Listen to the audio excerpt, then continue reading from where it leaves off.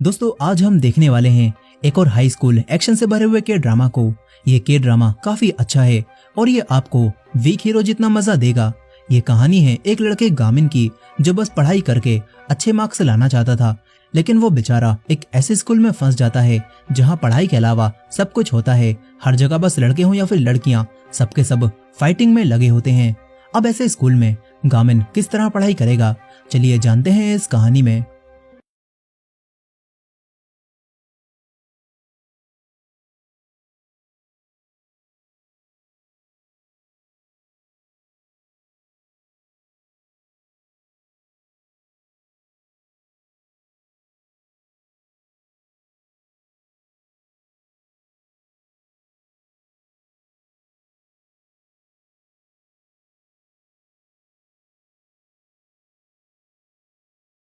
तो कहानी की शुरुआत क्लासरूम से होती है जहाँ पर टीचर बच्चों को पढ़ाने में लगे थे, लेकिन किसी को भी पढ़ाई से कोई लेना देना ही नहीं था। सब आराम से सो रहे थे, मगर एक लड़का गामिन काफी मेहनत से पढ़ रहा था। ऐसा लग रहा था कि यही इस क्लास का टॉपर है, लेकिन असल में ये पूरे स्कूल में सेकंड प्लेस पर होता है, वो भी पीछे से।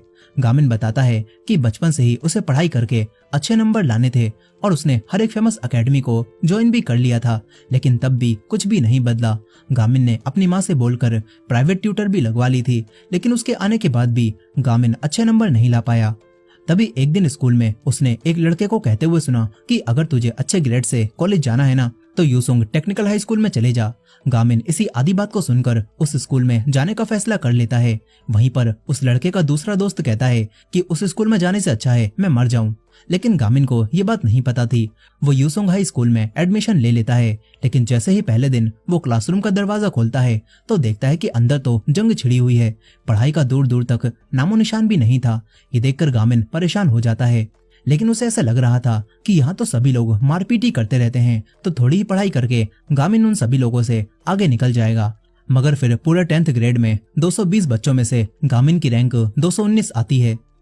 लेकिन वो अब भी हार नहीं मानता। वो सोचता है कि इन गुंडों में कोई ना कोई तो ऐसा होगा जो कि पढ़ना चाहता होगा। इसीलिए अगले ही दिन गामिन हर एक के चेहरे को देखने लगता है, मगर उन लड़कों की शक्ल देखकर ही गामिन समझ जाता है कि इन्हें पढ़ने में कोई इंटरेस्ट नहीं है। तभी गामिन को एक लड़का सेह्योन दिखता है जो कि शांत बैठा हुआ था। गामिन उसके पास जाकर कहता है कि मेरे साथ स्टडी करोगे, लेकिन वो लड़का कुछ कह पाता इससे पहले ही एक दूसरा लड़का उसे धक्का देता है और कहता है कि चल आजा फाइट करते हैं, मुझे अपनी रैंकिंग बढ़ानी है। दरअसल इस स्कूल में एक ऐप चलता है जिसमें सभी बच्चे दूसरे बच्चों से फाइट करके अपनी रैंकिंग बढ़ाते हैं। और अब ये लड़का जो कि 173वें नंबर पर था, वो सेह्योन से जिसका नंबर 170 था उससे फाइट करता है और उसे बहुत बुरा मारता है। वो लड़का सेह्योन कुछ भी नहीं कर पाता और हार जाता है। इस तरह उस दूसरे लड़के की रैंक ऐप में 170 हो जाती है। गामिन को ये सब बिल्कुल भी समझ नहीं आ रहा था। वो सेह्योन की मदद करता है। तभी एक टीचर डंडा लेकर आते हैं और उनसे कहते हैं कि तुम्हारे पुराने टीचर की जगह अब तुम्हें एक नई टीचर मिस ली पढ़ाएंगी। गामिन देखता है कि ये तो वही मिस ली हैं जो कि उसकी प्राइवेट ट्यूटर थी। यहाँ पर मिस ली अब सभी स्टूडेंट्स की अटेंडेंस लेना शुरू करती हैं और एक लड़का फाइटिंग करके प्रेजेंट होने के बारे में बताता है। तभी एक चीज मिस ली की तरफ तेजी से आती है और ये चीज क्लास के सबसे ताकतवर लड़के योनवू ने फेंकी थी। वो कहता है कि अभी किसने फाट करके मेरी नींद खराब की। एक लड़का डरते हुए अपना हाथ उठाता है और योनवू उस लड़के के 2 थप्पड़ मारकर वापस जाने लगता है। तभी दूसरा लड़का कहता है कि ओ योनवू, तूने अभी भी मेरी कॉफी वहां फेंक कर बर्बाद कर दी। वो योनवू को गाली बकता है, जिसके बाद क्लास में एक बार फिर से जंग छिड़ जाती है। योनवू उस लड़के को काफी बुरा मारने लगता है और सारे बच्चे उन दोनों की फाइटिंग में शर्त लगाने लगते हैं कि कौन जीतेगा। मिस ली ये देखकर काफी हैरान थी। उनका आज पहला दिन था। वो सभी बच्चों को चीख कर वापस बैठने के लिए कहती हैं। योनवू वापस क्लास में आकर बाकी सभी को भी बैठने के लिए कहता है और सभी चुपचाप बैठ जाते हैं। इसके बाद डस्टबिन में कूड़ा फेंकते समय मिस ली हैरान रह जाती हैं, क्योंकि वो तो सिगरेट से भरा पड़ा था। साथ ही वो देखती हैं कि स्कूल में हर जगह ऐसे ड्रम रखे हुए हैं जहाँ पर बच्चे खड़े होकर स्मोकिंग कर रहे हैं। उन्हें स्कूल में किसी का भी डर नहीं होता। अब तभी गामिन मिस ली के पास आकर उनसे बात करता है। मिस ली उसे पहचान जाती हैं और कहती हैं कि तुम तो काफी बड़े हो गए हो। गामिन उनसे कहता है कि आप इसी स्कूल में पढ़ाने वाली हो क्या? अगर ऐसा है तो यहाँ मत पढ़ाओ। पिछली टीचर भी 1 महीने में ही ये स्कूल छोड़कर चली गई थी। मिस ली कहती हैं कि तुम तो काफी बड़े हो गए हो, जो मेरी चिंता कर रहे हो ये सब मुझ पर छोड़ दो। फिर वो पूछती हैं कि तुम्हारी पढ़ाई कैसी चल रही है। गामिन उन्हें बताता है कि वो एक स्टडी ग्रुप बनाना चाहता है। इसके बाद गामिन फिर से उसी लड़के सेहयोन का पीछा करने लगता है और देखता है कि स्कूल में एक लाइब्रेरी भी है, लेकिन सेहयोन यहाँ पर आकर आराम से सो जाता है। गामिन हर जगह सेहयोन का पीछा करने लगता है। वो अक्सर लाइब्रेरी में आ जाता है और उसके साथ पढ़ने की बातें करने लगता है। ये सब देखकर सेहयोन भी परेशान हो जाता है और कहता है कि ठीक है, लेकिन मैं बस तुम्हारी पढ़ाई में एक बार ही मदद करूंगा। सेहयोन अब उसे एक मैथ का क्वेश्चन समझाने लगता है, लेकिन उसे पता चलता है कि गामिन तो पढ़ाई में बिल्कुल जीरो है। वहीं पर मिस ली वाइस प्रिंसिपल के पास जाकर उनसे कहती हैं कि हमें स्कूल में इन ड्रम्स को हटा देना चाहिए, शायद इस तरह बच्चे स्मोकिंग ना करें। लेकिन वाइस प्रिंसिपल भी बिल्कुल इस स्कूल के बच्चों की तरह ही था। वो कहता है कि ड्रम हटाने से बच्चे स्मोकिंग नहीं छोड़ेंगे। मैं भी 40 सालों में आज तक स्मोकिंग नहीं छोड़ पाया। मिस ली डिसअपॉइंट होकर यहाँ से चली जाती हैं। वहीं दूसरी तरफ सेहयोन देखता है कि गामिन ने टीचर की हर एक बात को नोट कर रखा है, लेकिन वो बातें मैथ के टीचर ने कही थी जिनका क्वेश्चन से दूर दूर तक कुछ भी लेना देना नहीं था। सेहयोन ये देखकर कहता है कि तुम तो बिल्कुल स्टूपिड हो। वो पूछता है कि तुम इतनी मेहनत से पढ़ाई क्यों करना चाहते हो। गामिन बताता है कि मुझे अच्छे ग्रेड्स लाने हैं। गामिन कहता है कि मुझे पता है तुम भी पढ़ने लिखने वाले स्टूडेंट हो, तुम्हें नेक सिंड्रोम है जो कि ज्यादातर बुक पढ़ते समय झुके रहने से होता है, और तुम्हारी फिंगर्स पर वो निशान भी हैं जो कि अक्सर ज्यादा लिखने से आते हैं, और सबसे बढ़कर तुम्हारी आंखें साफ बताती हैं कि तुम पढ़ना चाहते हो।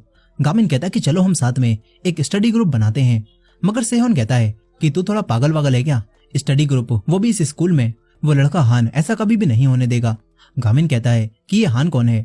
इस पर सेहयोन गामिन को बताता है कि हान उस फेमस गैंग योनबेक गैंग के चेयरमैन का बेटा है और उसी ने ये रैंकिंग ऐप बनाया है। वो इस पूरे स्कूल में नंबर 1 फाइटर है। उसने सभी बच्चों को किसी तरह से एक दूसरे से लड़ने और ऐप में अपनी रैंकिंग बढ़ाने के पीछे पागल कर दिया है।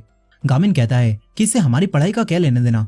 गामिन सेहयोन को उसकी मार्कशीट दिखाता है जो कि उसे उस दिन उसका सामान उठाते समय मिली थी, और सेहयोन की रैंक इसमें पढ़ाई में सेकंड होती है। सेहयोन ये देखकर थोड़ा इमोशनल हो जाता है। गामिन कहता है कि चलो स्टडी ग्रुप बनाते हैं और पढ़कर साथ में कॉलेज जाएंगे, लेकिन सेहयोन उस रिजल्ट को लेता है और अपने दिल पर पत्थर रखकर उसे फाड़कर फेंक देता है और कहता है कि मुझे पढ़ाई नहीं करनी। ये बोलकर वो चला जाता है। फिर एक इवेंट के दौरान वाइस प्रिंसिपल उसी लड़के हान को एक अवार्ड देते हैं और कहते हैं कि ये हमारे स्कूल का सबसे बेहतरीन स्टूडेंट है। सेहयोन भी ये सब देखकर उदास था। इसके बाद बाथरूम में उससे कोई टकराता है। सेहयोन गुस्से में था। वो कहता है कि ये कौन है, लेकिन ये लड़का वही योनवू होता है। वो अब सेहयोन को पीटने लगता है। सेहयोन उससे फाइट बैक नहीं करता। योनवू कहता है कि अब तो कल मुझे 2 लाख वॉन ला कर देगा। सेहयोन कहता है कि मेरे पास तो इतने पैसे हैं ही नहीं। इधर मिस ली अब खुद ही सारे ड्रम्स को उठाकर एक जगह रखने लगती हैं। तभी उन्हें एक आवाज आती है। वो देखती हैं कि यहाँ पर योनवू सेहयोन को पैसे ना देने की वजह से बहुत बुरा मार रहा है। मिस ली ये देखकर 2 टीचर्स को मदद के लिए बुलाने जाने लगती हैं, लेकिन वो डरपोक टीचर खुद ही यहाँ से भाग जाते हैं। मिस ली अब खुद ही सेहयोन को बचाने जाने लगती हैं।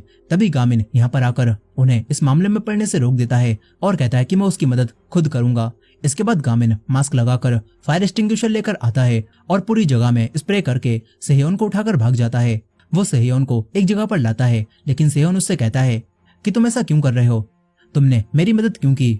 वो बस मुझे मारकर इस बात को खत्म करने वाला था, लेकिन अब इस तरह भागने की वजह से वो मुझे रोज बुली करेगा। सेहयोन कहता है कि मैं भी पढ़ाई करना चाहता हूँ, लेकिन ये बात अब जिंदगी और मौत की हो गई है। ये बोलकर सेहयोन जाने लगता है। योनवू दोबारा उसके सामने आ जाता है और वो सेहयोन को मारकर कहता है कि मैं जानता हूँ वो दूसरा लड़का हमारी ही क्लास का था, बता वो कहाँ पर है। लेकिन सेहयोन गामिन को इस मामले में नहीं खींचना चाहता था, इसलिए वो योनवू को कुछ भी नहीं बताता। तभी योनवू उसे बहुत बुरा मारता है और एक बेसबॉल बैट को तेजी से उसके मारता है, लेकिन गामिन अपनी एक ही किक से बैट को ही तोड़ देता है। दरअसल गामिन बचपन से ही रोज सुबह कड़ी ट्रेनिंग करता था। उसने कहीं पर सुना था स्ट्रॉन्ग बॉडी स्ट्रॉन्ग माइंड, इसीलिए उसने रोज सुबह कड़ी ट्रेनिंग करके अपने आप को बहुत ताकतवर बना लिया था। लेकिन इस सबसे भी उसकी ग्रेड्स पर कोई असर नहीं पड़ा। खैर यहाँ पर एक ही पंच में गामिन योनवू को बेहोश कर देता है और सेहयोन ये देखकर हैरान था। गामिन कहता है कि बुली होने की चिंता मत करो और मेरे स्टडी ग्रुप को ज्वाइन कर लो।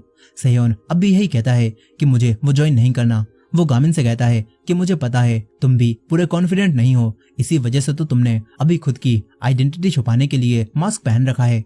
ये बोलकर सेहयोन चला जाता है। इसके बाद वो अपने घर आता है। सेहयोन काफी गरीब था और वो अपने डैड के साथ रहता था। उसके डैड को सेहयोन को पढ़ाने में बिल्कुल भी इंटरेस्ट नहीं था। वो कहते हैं कि पढ़ाई करके कॉलेज जाना ये सब बेकार होता है, इसीलिए तुम भी पढ़ाई छोड़कर कोई काम सीख लो। सेह्योन कहता है कि प्लीज डैड अब बस करो, मुझे रोज रोज ये नहीं सुनना। ठीक है, मैं कॉलेज नहीं जाऊंगा और मैं पढ़ाई छोड़कर कोई काम सीख लूंगा। उसके डैड सेह्योन पर गुस्सा होते हैं और कहते हैं कि तुम मुझसे ऐसे बात नहीं कर सकते। सेह्योन भी गुस्से में बिना खाना खाए यहाँ से उठकर बाहर आकर बैठ जाता है। उसे अपनी मैथ की नोटबुक दिखाई देती है जो कि कूड़े में फेंक चुकी थी। सेह्योन पढ़ना चाहता था लेकिन उसके हालात ऐसे नहीं थे कि वो पढ़ सके। और वहीं दूसरी तरफ गामिन भी पढ़ना चाहता था लेकिन उसके साथ पढ़ने के लिए कोई तैयार ही नहीं था। बचपन से ही दूसरे बच्चों की माँ गामिन की माँ से कहती थी कि हमारे बेटे ने एक स्टडी ग्रुप ज्वाइन कर लिया है, गामिन को भी स्टडी ग्रुप ज्वाइन कर लेना चाहिए ताकि वो भी अच्छे नंबर ला पाए। गामिन भी दूसरे बच्चों के पास जाता था लेकिन कोई भी उसे अपने स्टडी ग्रुप में ज्वाइन नहीं करता था। इससे गामिन को काफी बुरा लगता था। उसकी माँ भी उसे रोते हुए देखती हैं और कहती हैं कि अगर तुम पढ़ाई में अच्छे नहीं हो तो चिंता की कोई भी बात नहीं है, इससे कोई फर्क नहीं पड़ता। लेकिन गामिन को किसी भी तरह खुद को पढ़ाई में अच्छा बनाना था। वो आज भी इसी बारे में सोचता है।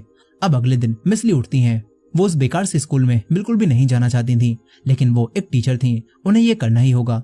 वो खुद से ये बोलकर स्कूल आ जाती हैं जहाँ पर वो देखती हैं कि स्कूल में वो ड्रम फिर से बाहर आ चुके हैं जिन्हें कल उन्होंने हटाया था और बच्चे मजे से खड़े होकर सिगरेट्स पी रहे हैं। अब तभी डिसिप्लिन चीफ डंडा लेकर यहाँ पर आते हैं और इन सभी को तुरंत भगा देते हैं। फिर वो मिस ली से कहते हैं कि प्लीज आप इन सभी ड्रम्स को यहाँ से हटा दीजिए, एक स्कूल इंस्पेक्टर हमारे स्कूल को देखने आए हुए हैं, वो वाइस प्रिंसिपल के साथ हैं। ये बोलकर वो तुरंत भाग जाते हैं। मिस ली अब फिर से अकेले ही इन ड्रम्स को हटाने लगती हैं। तभी एक दूसरा लड़का उनकी मदद करता है। इस लड़के का नाम पार्क ग्योन होता है। वो मिस ली से कहता है कि अच्छा तो यही होगा कि हम लोग स्कूल इंस्पेक्टर को ये ड्रम देख लेने दें। मिस ली कहती हैं कि मैं भी यही चाहती हूँ लेकिन क्या करें, आखिरकार ये हमारा स्कूल है, हमें इसे खुद ही बदलना होगा। पार्क कहता है कि आप अकेले इस स्कूल को नहीं बदल पाओगी, मगर मिस ली कहती हैं कि मैं हार नहीं मानूंगी। वो पार्क को वापस क्लास में जाने के लिए कहती हैं। वहीं पर दूसरी तरफ गामिन जब आज क्लास में आता है तो उसे अपनी डेस्क पर एक नोटबुक मिलती है जिस पर सेह्योन का नाम लिखा हुआ था। ये सेह्योन की वही मैथ की नोटबुक थी जो उसने गामिन को देने के लिए उस रात कूड़े में से उठा ली थी। गामिन उसे ये देने के लिए थैंक्स कहने लगता है। तभी उसके एक डेस्क आकर लगती है और ये डेस्क योनवू ने ही मारी थी। वो कहता है कि मुझे पता है तू ही कल वो मास्क वाला बंदा था ना। वो नोटबुक को ले लेता है। गामिन कहता है कि मुझे ये वापस करो। वहीं पर वो स्कूल इंस्पेक्टर वाइस प्रिंसिपल के साथ पूरे स्कूल में घूमकर ये देख रहे थे कि ये स्कूल कैसा है और तभी उन्हें मिस ली दिखती हैं जो कि अकेले ड्रम्स को हटा रही थी। स्कूल इंस्पेक्टर तुरंत उनके पास आने लगते हैं। डिसिप्लिन चीफ तुरंत ही ड्रम को लेकर निकल लेते हैं। यहीं पर स्कूल इंस्पेक्टर मिस ली को देखकर कहते हैं कि हम पहले कभी मिल चुके हैं क्या? लेकिन वाइस प्रिंसिपल कहता है कि ऐसा नहीं हो सकता, इन्होंने कल ही स्कूल ज्वाइन किया है। ये लोग बात कर ही रहे थे कि तभी विंडो को तोड़ते हुए एक एक्स बाहर आकर गिरती है। मिस ली तुरंत ही अपनी क्लास की तरफ भागती हैं। दरअसल कुछ समय पहले योनवू जब गामिन से लड़ रहा था तो यहाँ पर योनवू उस नोटबुक को जला देता है और एक एक्स की मदद से गामिन पर हमला करता है। लेकिन गामिन उससे फाइटिंग में काफी अच्छा था, वो आराम से उसे गिरा देता है। ये देखकर सभी बच्चे चौंक जाते हैं। तभी वही लड़का पार्क भी यहाँ से गुजरते हुए ये सब देखने लगता है। यहाँ पर गामिन बस किसी तरह से नोटबुक को जलने से बचाना चाहता था लेकिन वो नोटबुक पूरी तरह जलकर खराब हो जाती है। इससे गामिन को काफी गुस्सा आता है। वो योनवू से कहता है कि सेह्योन से माफी मांगो, लेकिन योनवू एक एक्स से गामिन पर हमला करता है मगर गामिन उसे मार्शल आर्ट से मारता है और एक ही पंच में एक्स को विंडो तोड़ता हुआ बाहर फेंक देता है। इसके बाद गामिन योनवू के पंचेस से बचकर उसे नीचे गिरा देता है। तभी योनवू उस पर जलता हुआ बैग फेंकता है। सभी लोग ये देख रहे थे और गामिन उस बैग को किक मारकर वापस योनवू की तरफ फेंकता है जिससे योनवू दीवार में जाकर लगता है और वहीं पर बेहोश हो जाता है। गामिन उससे कहता है कि मरने से पहले सेह्योन से माफी मांग कर जा। सेह्योन भी ये सब देख रहा था। उसे एहसास होता है कि गामिन उसकी कितनी चिंता करता है। गामिन सच में उसके साथ पढ़ना चाहता था। सेह्योन अब गामिन के पास आता है जहाँ पर गामिन उससे कहता है कि मुझे माफ कर दो, मैं तुम्हारी नोटबुक का ख्याल नहीं रख पाया। लेकिन सेह्योन गुस्से में उसे डस्टबिन में फेंक देता है क्योंकि उसे बचाने के चक्कर में गामिन ने अपना हाथ जला लिया था। सेह्योन कहता है कि ठीक है, मैं तुम्हारे स्टडी ग्रुप को ज्वाइन कर लूंगा। इससे गामिन काफी खुश हो जाता है। यहाँ पर मिस ली अब भागती हुई क्लास में आती हैं। वो आग को देखकर तुरंत ही फायर एक्सटिंग्विशर से उसे बुझा देती हैं। तभी स्कूल इंस्पेक्टर भी यहाँ पर आ जाते हैं। वो समझ जाते हैं कि गामिन ने यहाँ पर वायलेंस फैलाया है और स्कूल के रूल्स को तोड़ा है। इसके बाद जब गामिन एक रूम में बैठा हुआ था तो तभी सेह्योन गामिन के पास आता है और उसे उसके ग्लासेस देता है जो कि फाइटिंग के वक्त नीचे गिर गए थे। गामिन कहता है कि तुम यहाँ से चले जाओ, अगर टीचर्स ने मेरे साथ तुम्हें यहाँ पर देख लिया तो तुम्हें भी पनिशमेंट मिल सकती है। सेह्योन उसे थैंक्स कहता है क्योंकि गामिन ने उसके लिए ही फाइट की थी। अब तभी मिसली और वाइस प्रिंसिपल के साथ स्कूल इंस्पेक्टर यहाँ पर आ जाते हैं। सेहयोन तुरंत ही निकल जाता है। वो अपनी क्लास की तरफ जाने लगता है। सभी लोग उसे देखकर साइड में हटने लगते हैं। तभी सेहयोन को एहसास होता है कि उसके पीछे कोई तो है और सारे बच्चे उन्हीं तीनों लड़कों को देखकर डरकर साइड में हट रहे थे। वो लड़के योनवू को पकड़कर स्कूल के नंबर 1 फाइटर और बॉस हान के पास लेकर आते हैं। यहाँ पर हान के साथ उसका सबसे करीबी पार्टनर हवान भी होता है, जिसके हाथ में एक गन थी। योनवू हान को देखकर काफी डरा हुआ था और वहीं दूसरी बिल्डिंग से वो लड़का पार्क भी ये सब होता हुआ देख रहा था। वहीं पर उस रूम में वाइस प्रिंसिपल अपनी इज्जत बचाने के लिए गामिन को एक्सपेल करने का फैसला करते हैं, लेकिन मिसली उस फैसले के खिलाफ हो जाती हैं। वो कहती हैं कि ये सारी गलती इस बच्चे की नहीं है, बल्कि हमारे स्कूल की है। हम लोग बस एक स्कूल इंस्पेक्टर की इतनी चिंता कर रहे हैं, जबकि हमें हमारे स्कूल के 600 बच्चों की चिंता करनी चाहिए। वाइस प्रिंसिपल ये सुनकर गुस्सा हो जाते हैं और कहते हैं कि इस लड़के ने वायलेंस का इस्तेमाल किया है। मिसली कहती हैं कि इसके पास कोई दूसरा रास्ता नहीं था और मैंने जो कुछ दिनों में इस स्कूल में देखा है उसे देखकर तो मुझे लगता है शायद इस स्कूल में बच्चे बिना वायलेंस के खुद को बचा भी नहीं पाएंगे। ये सब सुनकर स्कूल इंस्पेक्टर कहते हैं कि तुम तो बिल्कुल भी नहीं बदली मिसली हांगयोंग। वो कहते हैं कि मुझे याद आ गया, मैंने तुम्हें कहाँ पर देखा था। तुमने टीचर सर्टिफिकेशन एग्जाम में टॉप किया था, लेकिन फिर भी तुमने टीचर बनने के लिए रजिस्टर नहीं किया। वाइस प्रिंसिपल और गामिन ये सुनकर चौंक जाते हैं कि मिसली ने उस एग्जाम में टॉप किया था। गामिन को याद आता है कि मिसली ने एक बार उसे बताया था कि उन्हें एक ऐसा टीचर बनना है जो कि बाकी लोगों पर बेहतर इन्फ्लुएंस छोड़ सकें। अब यहीं पर स्कूल इंस्पेक्टर कहते हैं कि मुझे बताओ मिसली, तुम इस स्कूल को किस तरह सुधार सकती हो। मिसली को कोई आइडिया नहीं आता, इसीलिए वो गामिन के स्टडी ग्रुप के बारे में इन्हें बता देती हैं और कहती हैं कि स्टडी ग्रुप का आइडिया इसी स्टूडेंट का था। मैं इसकी स्टडी ग्रुप बनाने में मदद करूंगी, इससे हम लोग स्कूल को सुधार सकते हैं। वाइस प्रिंसिपल कहता है कि आप इन सारी बेकार की बातों में मत पड़िए, लेकिन स्कूल इंस्पेक्टर को स्टडी ग्रुप बनाने का आइडिया पसंद आ जाता है। वो गामिन को एक्सपेल करने से भी मना कर देता है। इसके बाद अगले दिन गामिन सुबह ही उठकर अपनी ट्रेनिंग करता है और अपनी माँ के उठाने से पहले ही वापस आकर लेट जाता है। वो अपनी माँ को बिना बताए सालों से सुबह ट्रेनिंग कर रहा था। इसके बाद स्कूल जाते समय गामिन को सेहयोन मिलता है। गामिन उसे अपने स्टडी ग्रुप के बारे में बताता है और कहता है कि हमारा स्टडी ग्रुप एजुकेशन डिपार्टमेंट की तरफ से अप्रूव होगा। वहीं पर वाइस प्रिंसिपल मिसली के सामने एक शर्त रखता है और कहता है कि स्टडी ग्रुप अगर फेल हो गया तो तुम्हारा कॉन्ट्रैक्ट भी इस स्कूल के साथ खत्म कर दिया जाएगा, मतलब मिसली को स्कूल से निकाल दिया जाएगा। और मिसली भी मान जाती हैं। इसके बाद वो गामिन और सेहयोन को बताती हैं कि हमें 2 हफ्तों के अंदर अपने स्टडी ग्रुप में 3 और लोगों को जोड़ना होगा।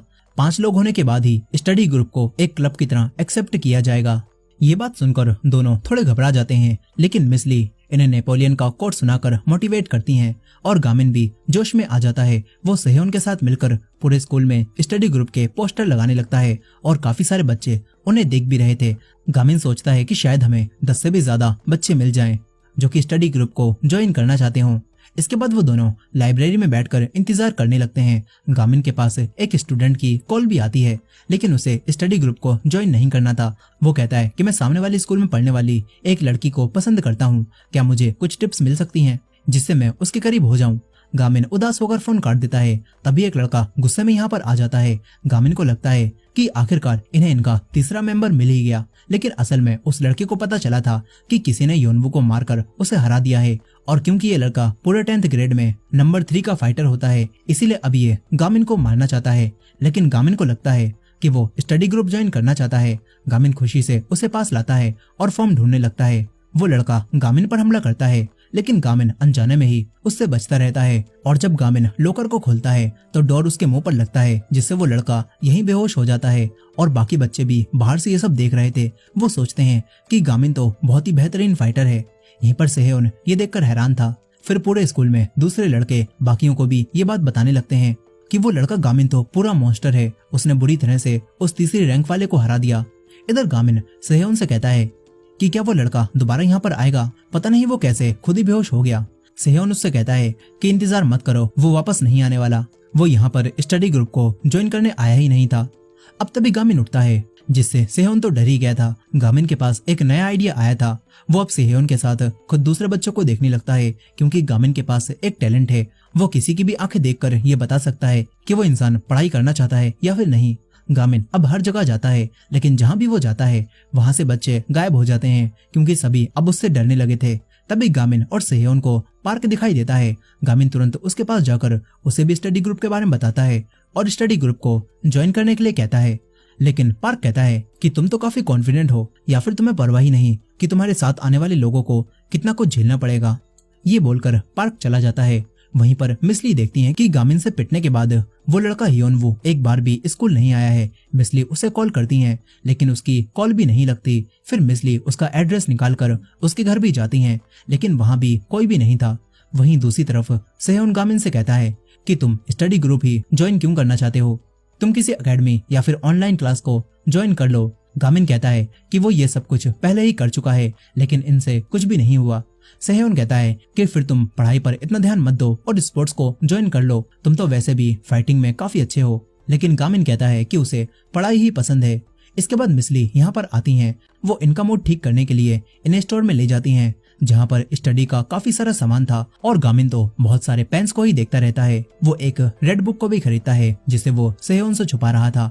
फिर आइसक्रीम खाते समय सेहयोन और गामिन मिसली से पूछते हैं कि जब आपने टॉप किया था तो आपने यूसोंग हाई स्कूल को ही क्यों चुना, आप तो किसी भी अच्छे स्कूल में जा सकती थी। मिसली कहती हैं कि टॉप स्कोर करने के बाद जब उन्हें रजिस्टर करना था तो उनकी जिंदगी में कुछ हो गया जिससे वो रजिस्टर करना भूल गयी। अब वापस जाने के बाद मिसली देखती हैं कि एक रेड बुक गलती से उनके बैग में आ गई है। वहीं पर गामिन को पता चलता है कि उसकी बुक मिसली के सामान से स्विच हो गई है।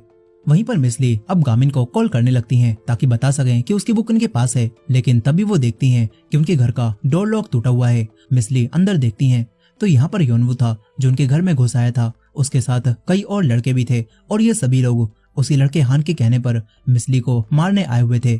मिसली हियोनवू से कहती हैं कि मेरे घर से निकल जाओ, नहीं तो मैं पुलिस को बुला लूंगी। इस पर हियोनवू कहता है कि अगर मैं काम पूरा करे बिना निकल गया तो वो लड़का हान उल्टा मुझे ही मरवा देगा। इधर गामिन देखता है कि मिसली ने उसे कॉल की थी। वो कॉल बैक करता है, लेकिन हियोनवू मिसली को कॉल नहीं उठाने देता और एक रोड से उन्हें मारने जाने लगता है। मगर तभी लाइट्स ऑफ होती हैं और एक लड़का यहाँ पर आकर इन्हें मारता है और मिसली को बचाकर लिफ्ट से ले जाने लगता है। यहाँ पर बाकी सभी लोग भी सीढ़ियों से इनके पास ही आने लगते हैं। वहीं मिसली देखती हैं कि उन्हें बचाने वाला वो लड़का पार्क है जिसने उनकी पहले भी मदद की थी। यहाँ पर पार्क अब दोबारा नीचे पहुंचकर उन लड़कों से फाइट करता है। वो मिसली को पार्किंग में ले आता है, लेकिन फिर यहाँ पर काफी सारे और लड़के आ जाते हैं। ये सभी लोग काफी ज्यादा थे। मिसली इन लोगों से फाइट करने से मना करती हैं, लेकिन कोई उन्हें ही पंच मारकर बेहोश कर देता है।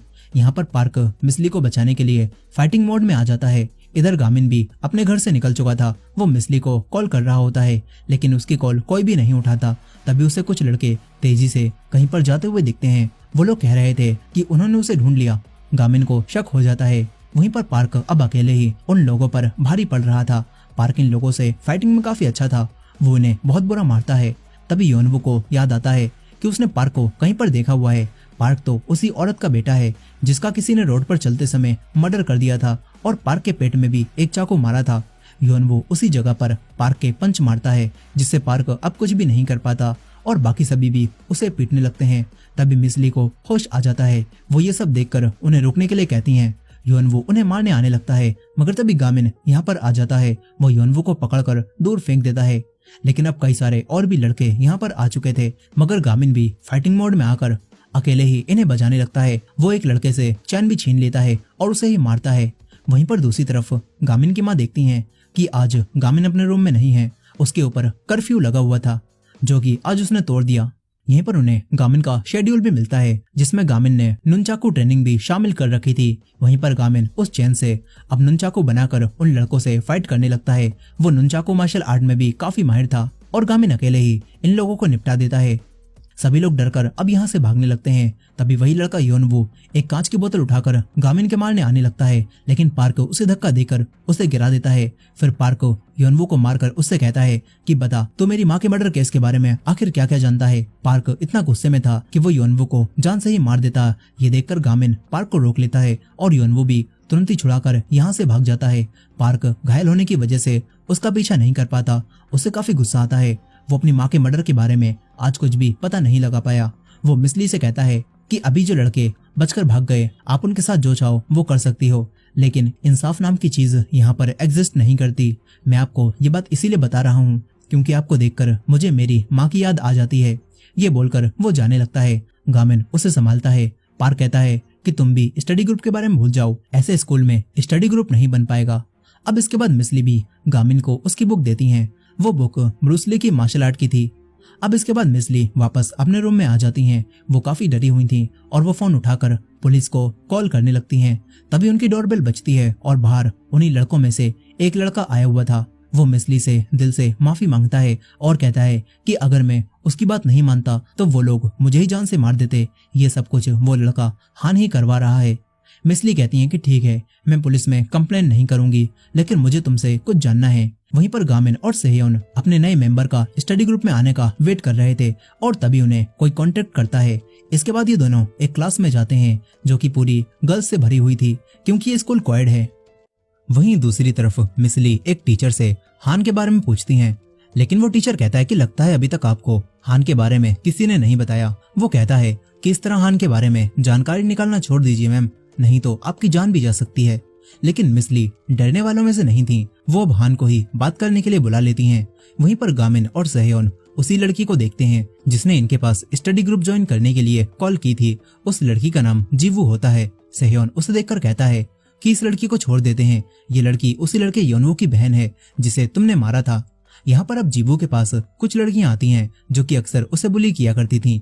वो अब जीवू की एक दोस्त हीवोन को भी मारने लगती हैं, लेकिन जीवू उसका हाथ पकड़कर कहती है कि मैंने तुझसे कहा था ना, तू बस मुझे ही जितना चाहे उतना मार सकती है और तू वॉन को हाथ भी मत लगाना। अब वो लड़की फिर से जीवू को थप्पड़ मारती है और लात मारकर जमीन पर गिरा देती है। इसके बाद वो जीवू और वॉन के स्टडी प्लान पर च्युइंगम थूकने लगती है, लेकिन तभी गामिन बीच में आकर उसे बचा लेता है। वो काफी दिलचस्पी के साथ जीवू और वॉन के स्टडी प्लान को देखता है और अब तभी यहाँ पर एक लड़का जिन आ जाता है।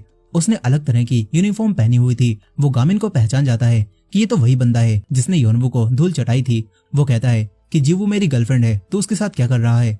अब तभी सेहयोन यहाँ पर आकर उसे ले जाता है। यहीं पर ये लड़का जिन अब जीवू से कहता है कि तुमने फिर से किसी और लड़के से बात की, अब तुम्हें सजा के तौर पर 3 बार मार खानी पड़ेगी। वो जीवू के हाथ पर 3 बार डंडा मारने लगता है।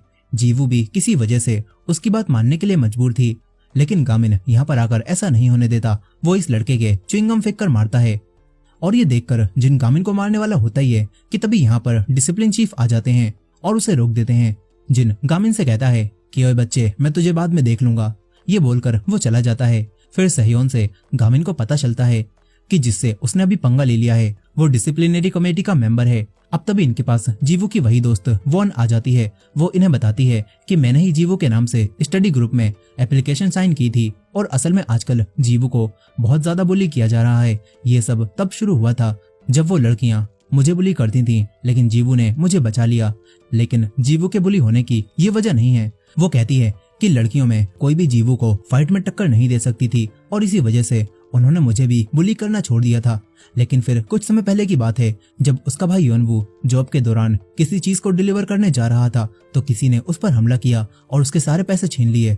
और फिर जब योनवू पैसे छीन जाने के बाद उसी लड़के जिनके पास पैसे उधार मांगने गया तो उसने पैसे देने का वादा किया और योनवू से एक जगह से थोड़े से पैसे चुरवाए और उसकी वीडियो रिकॉर्ड कर ली। और इसके बाद उसने योनवू को काफी सारे पैसे दिए थे, लेकिन क्योंकि अब उसके पास एक वीडियो थी जिसमें जीवू का भाई योनवू पैसे चुरा रहा था, तो उसी वीडियो की वजह से जिन जीवू को ब्लैकमेल करने लगा। और फिर इसके बाद सभी लड़कियों ने भी उसे बुली करना शुरू कर दिया। वॉन कहती है कि अब मेरा भी कुछ समय बाद इस स्कूल से ट्रांसफर हो जाएगा और इसीलिए मैं जाने से पहले जीवू के लिए कुछ करना चाहती हूँ। वो कहती है कि मैं तुम्हारा स्टडी ग्रुप ज्वाइन करने के लिए तैयार हूँ, बस तुम इस वीडियो को किसी तरह से डिलीट करवा दो। गामिन तुरंत ही तैयार हो जाता है। सेहयोन भी वॉन की मासूम सी शक्ल को देखता है और पिघल जाता है और ये काम करने के लिए तैयार हो जाता है। वहीं पर डिसिप्लिन कमेटी रूम में 2 मेंबर्स को वही पेन ड्राइव मिल जाती है और इन्हें समझ आ जाता है कि जरूर इसमें वही वीडियो है जिससे वो लड़का जिन जीवू को ब्लैकमेल करता है। लेकिन ये लोग वीडियो देख पाते इससे पहले ही जिन यहाँ पर आ जाता है और इन लड़कों को उठाकर पटकने लगता है। लेकिन फिर वो कहता है कि अगर तुम वीडियो देखना चाहते हो तो आ जाओ, वैसे भी अब मैं इस वीडियो को गोट्यूब पर डालने वाला हूँ। वो इन्हें बताता है कि मैंने उस योनवू को अपने पैसों से लोन नहीं दिया था, बल्कि वो तो उसी के पैसे थे जो कि मैंने उसे ही देकर उसकी वीडियो रिकॉर्ड करवा ली और ये सब कुछ हान का प्लान था। वो तो बिल्कुल जीनियस है। यहाँ गामिन पहले से ही अलमारी में आकर छुप गया था और वो ये सब सुन लेता है और फाइट करने के लिए तैयार हो जाता है। वहीं पर मिस ली हान से बात कर रही थी। वो कहती हैं कि मुझे सब पता चल चुका है, तुमने ही उस लड़के योनवू के साथ कुछ तो किया था जिस वजह से वो तुम्हारी हर बात मानता था और लोगों को जान से मारने के लिए भी तैयार हो जाता था। तुम उसे अब बहुत इस्तेमाल कर चुके हो, इसीलिए अब उसे आजाद कर दो। लेकिन हान कहता है कि बस इतना ही, आपने मुझसे ये बोलने के लिए मुझे यहाँ पर बुलाया था। मैंने सुना था कि आप कोई स्टडी ग्रुप बना रही हो, मुझे लगा आप दिलचस्प इंसान होगी, लेकिन आप तो बिल्कुल बाकी सबकी तरह हो। वो कहता है कि अगर योनवू स्कूल नहीं आ रहा तो उसे इग्नोर कर दीजिए, लेकिन मिसली उसकी बातों में आने से मना कर देती हैं। वहीं पर गामिन अलमारी से बाहर निकलकर अब उन लड़कों को मारकर गिरा देता है। वो पेन ड्राइव को देखता है जो कि सीपीयू में लगी हुई थी। कुछ समय तक गामिन जिन से फाइट में पिटता रहता है और चालाकी से पेन ड्राइव निकालकर अपने पास रख लेता है। इसके बाद वो जिन को बजाना शुरू कर देता है। जिन उसके सामने फाइटिंग में कुछ भी नहीं था। गामिन उसे मारकर जाने लगता है, लेकिन तभी 2 और मेंबर्स यहाँ पर आ जाते हैं। गामिन उन्हें भी अंदर खींच लेता है। दूर से सेहयोन और वोन ये सब देख रहे थे। उन्हें लगता है कि गामिन खतरे में है। सेहयोन कहता है कि चलो तुम और मैं फाइट करते हैं, तुम मुझे तेज से चीख कर गाली बकना, जिसके बाद हम दोनों लड़ने लगेंगे और जब डिसिप्लिन कमेटी के मेंबर्स हमारी लड़ाई छुड़ाने आएंगे तो गामिन बचकर निकल जाएगा। लेकिन वोन कहती है कि मैंने आज तक किसी को भी चीख कर गाली नहीं बकी और मैं ये नहीं कर पाऊंगी। अब तभी जीवू भी यहाँ पर आ जाती है। वहीं पर रूम में गामिन अकेले ही उन सभी को बचा रहा था और तभी फाइट करते हुए पेन ड्राइव नीचे गिर जाती है। गामिन उसे पकड़ता है, लेकिन वो लड़के गामिन से वो छीनने की पूरी कोशिश करने लगते हैं। तभी जिन उठता है और कहता है कि मैंने वो वीडियो पहले ही कंप्यूटर में कॉपी कर ली थी और अब जिन उस वीडियो को इंटरनेट पर अपलोड करने लगता है। गामिन ये देखकर अपने आप को छुड़ाने की पूरी कोशिश करता है और वहीं पर जीवू को भी सारी बातें पता चल जाती हैं। वो अब जिन से लड़ने के लिए रूम की तरफ बढ़ने लगती है, मगर तभी गामिन पूरा का पूरा कंप्यूटर ही उठाकर भागता हुआ बाहर आ जाता है। वो भागता हुआ उसे लेकर जा रहा था, लेकिन गामिन का पैर फिसलता है और वो सीपीयू लुढ़कता हुआ सेहयोन के पास चला जाता है। गामिन डिसिप्लिन कमेटी के सभी मेंबर्स को रोकता है और सेहयोन से कहता है कि इसमें वही वीडियो है, इसे लेकर भागो। सेहयोन जिनको अपनी तरफ आता हुआ देखता है और उसे उठाकर भागने लगता है। वो भागता हुआ छत पर आ जाता है, लेकिन जिन भी यहाँ पर आ जाता है। तभी सेहयोन पूरे के पूरे सीपीयू को यहाँ से नीचे फेंक कर खत्म कर देता है। ये देखकर अब जिन उसे मारने आने लगता है। तभी यहाँ पर जीवू आ जाती है। वो जिन को उठाकर पटक देती है और कहती है कि वीडियो अब जा चुकी है, तुम मुझे अब ब्लैकमेल नहीं कर सकते। जीवू उसे दोबारा उठाकर पटकती है और उसका काम तमाम कर देती है।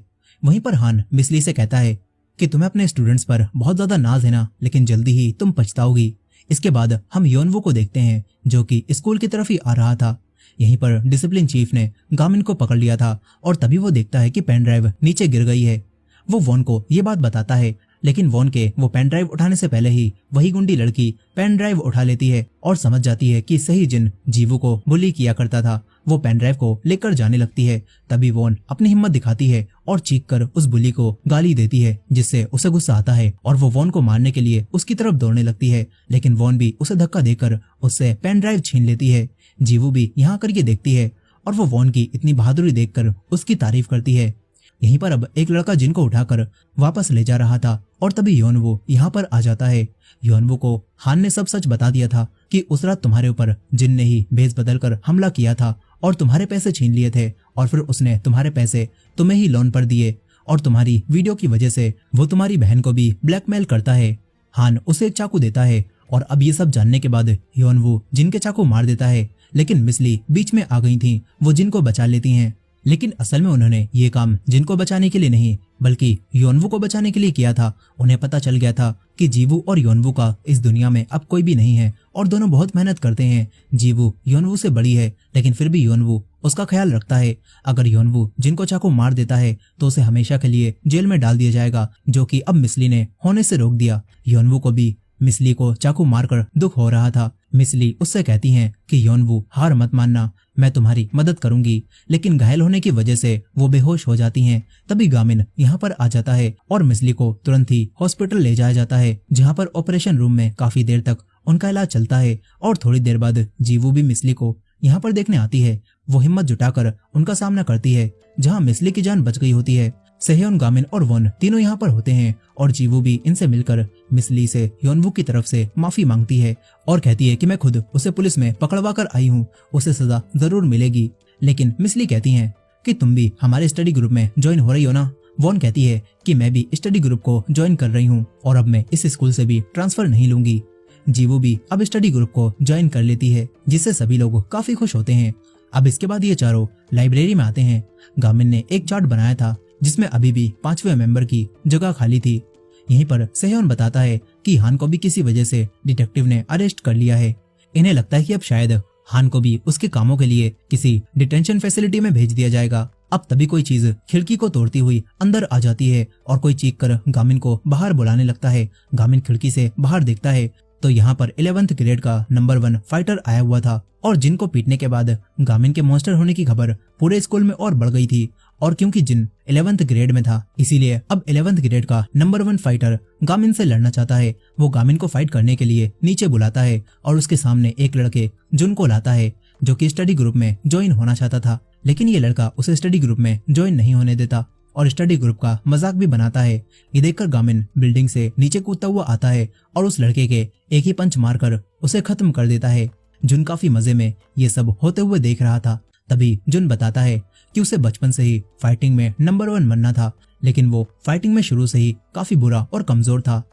जो भी आता था उसे बजाकर चला जाता था, लेकिन जुन ने हार नहीं मानी। वो कड़ी ट्रेनिंग करने लगा मगर उससे भी ज्यादा 18th रैंक से आगे नहीं बढ़ पाया। तभी एक दिन उसने गामिन को फाइट करते हुए देखा और स्टडी ग्रुप में ज्वाइन होने का फैसला किया। लेकिन अब ये पढ़ाई भी करूंगा। गामिन ये सुनकर उससे कहता है कि पक्का तुम पढ़ोगे ना। गामिन उसका एक टेस्ट लेता है और कुछ क्वेश्चंस को सॉल्व करने के लिए उसे देता है। फिर जुन अकेले बैठकर उन क्वेश्चंस को सॉल्व करने लगता है। फिर थोड़े समय बाद एक आदमी जो कि उसी फेमस गैंग वाईबी गैंग से था वो गामिन को ढूंढता हुआ यहाँ पर आता है और जुन से पूछता है कि तुम ही गामिन हो क्या। जुन भी हाँ कर देता है। वो आदमी जुन को गामिन समझकर अपने साथ ले जाने लगता है। ये सब होते हुए वही लड़का पार्क देख रहा था। वहीं पर दूसरी तरफ डिटेक्टिव हॉस्पिटल में मिसली से मिलने आता है। वो मिसली को पहले से जानता था।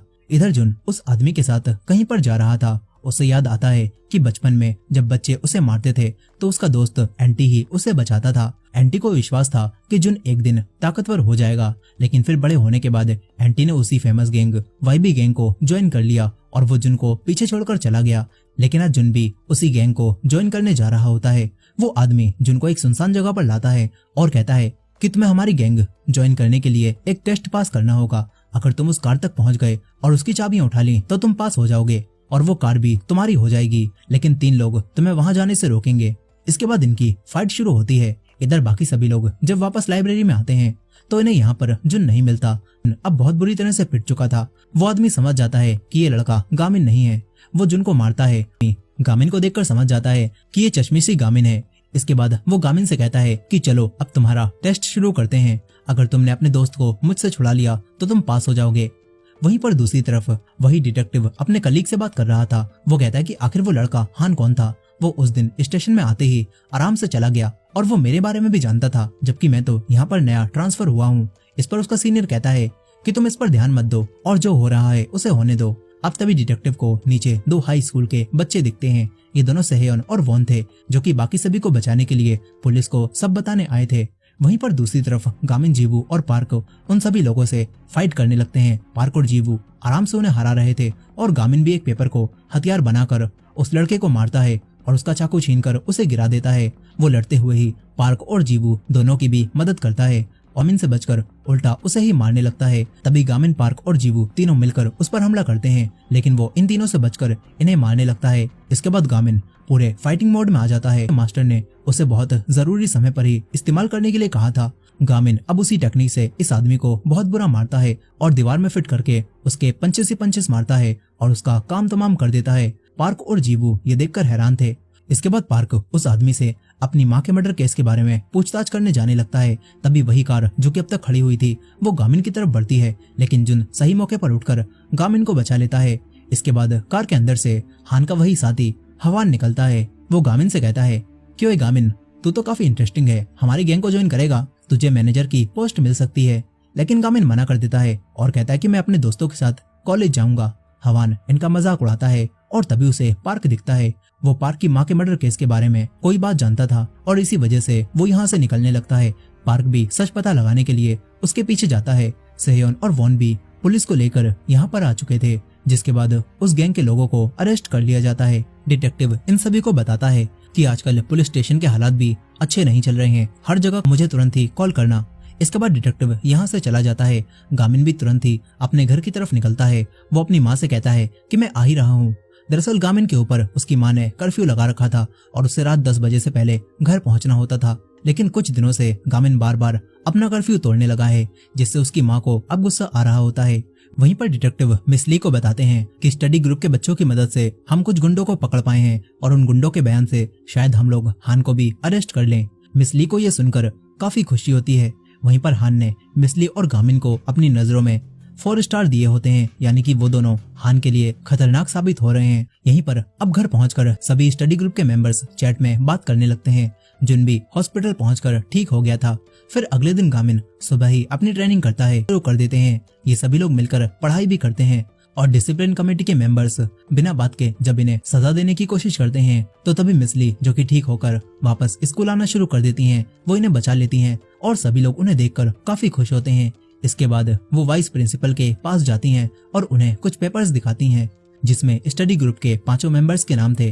वाइस प्रिंसिपल ये देखकर चौंकता है। मिस ली ये भी बताती हैं कि उन्होंने उस लड़के योनवू के ऊपर कोई भी केस नहीं किया है क्योंकि वो नहीं चाहती थी कि योनवू जेल जाए और योनवू को बस कुछ समय के लिए डिटेंशन सेंटर भेजा गया है। अब इसके बाद वो प्रिंसिपल को बताती हैं कि वो उस लड़के हान के ऊपर एक डिसिप्लिनरी कमेटी की मीटिंग बुलाना चाहती हैं। प्रिंसिपल ये सुनकर गुस्सा हो जाता है। मिस ली यहाँ से चली जाती हैं। तभी हमें दिखाया जाता है कि पिछले साल भी एक टीचर ने हान के ऊपर डिसिप्लिनरी कमेटी की मीटिंग बुलानी चाहिए थी। प्रिंसिपल को वही समय याद आ जाता है। वहीं पर दूसरी तरफ मिस ली गामिन और बाकी सभी को बताती हैं कि अब हमारा ग्रुप ऑफिशियली क्लब बन चुका है। दूसरे स्कूल के स्टडी ग्रुप से मिलोगे और उनसे सीखोगे। इसके बाद ये लोग सोल जाने के लिए बहुत ही अजीब तरह से रेडी होकर आते हैं। सभी लोग इन्हें ही देख रहे थे। तभी 2 लड़के इनसे लड़ने की कोशिश भी करते हैं और जीवू और जुन उन दोनों को सबक सिखाकर माफी मंगवाते हैं। इसके बाद मिस ली भी यहाँ पर आ जाती हैं, लेकिन गामिन अब तक नहीं आया था। वो अब भी बस में ही होता है। ये लोग उसके बिना ही यूनिवर्सिटी में पहुंच जाते हैं जहाँ पर इन्हें दूसरे स्टडी ग्रुप से मिलना था। मिस ली यहाँ पर एक टीचर को जानती थी जो कि सारी अरेंजमेंट करवा देता है। मिस ली इनसे कहती हैं कि तुम लोग गामिन को भी डायरेक्ट यहीं पर आने के लिए मैसेज कर दो। इसके बाद ये लोग इस स्कूल के स्टडी ग्रुप के रूम में जाते हैं जहाँ पर उनका रूम काफी बेहतरीन था, लेकिन वो लोग इन लोगों को देखकर भी अनदेखा कर देते हैं। जीवू कहती है कि ओए लालवाल वाले, तूने भी सुना ना, ये लोग मन ही मन हमें गवार बोल रहे हैं। यहीं पर दिख रहा था कि ये लोग मन ही मन हमें गवार कह रहे हैं। जुन कहता है कि आखिरी गामिन कहाँ पर रह गया, तुमने उसे मैसेज किया था ना। जीवू हाँ करती है। तभी जुन देखता है कि जीवू ने स्कूल का नाम लिखते समय स्पेलिंग मिस्टेक कर दी थी और मानिल हाई की जगह मानिक हाई स्कूल लिख दिया होता है। जीवू कहती है कि शायद ही इस जगह पर कोई इस नाम का स्कूल होगा, लेकिन गामिन ने इसी नाम का स्कूल ढूंढ निकाला था और गामिन वहां पर जाने लगता है।